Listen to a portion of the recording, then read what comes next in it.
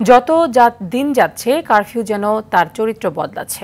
কারফিউয়ের অষ্টম রাতে রাজধানীর বিভিন্ন পয়েন্টে সেনাবাহিনীর কড়াকড়ি থাকলেও পাড়া মহল্লার দোকানগুলো যেন চলছে আপন নিয়মে।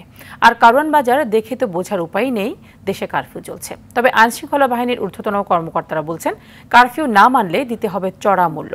বিস্তারিত মাহিন আরাফাতের রিপোর্টে।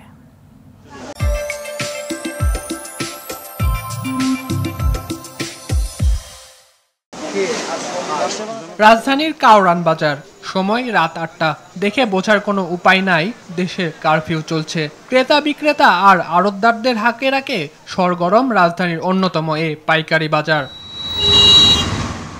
কারফিউয়ের মধ্যে রাজধানীর বিভিন্ন সড়ক ও গুরুত্বপূর্ণ স্থানে আইন শৃঙ্খলা রক্ষাকারী বাহিনীর সরব উপস্থিতি থাকলেও কারওয়ান বাজারে সেভাবে উপস্থিতি নেই। এখানকার বেশিরভাগ মানুষই জানান পেটের দায়ে রাস্তায় বের হয়েছেন তারা। কারওয়ান বাজার যত কারফিউ হোক, কারওয়ান বাজার চলতেছে, চলবে।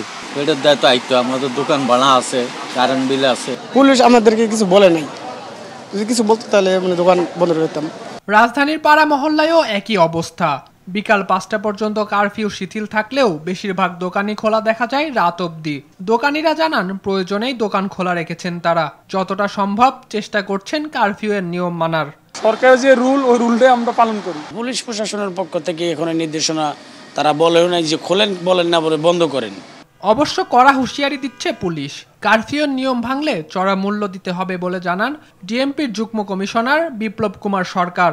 শিথিলতার কোনো সুযোগ নেই। সরকারের নির্দেশে Dhaka metropolitan police commissioner Dhaka metropolitan এলাকায় যে কারফিউ জারি করেছে, কাজে কারফিউ যারা অমান্য করবে তাদেরকেও আইনের আওতায় আনা হবে। কারফিউ যখন উড্র হবে বা শিথিল হবে তখন আপনি আপনার যে দৈনন্দিন যে কর্মকাণ্ড সেগুলি পরিচালনা করবেন।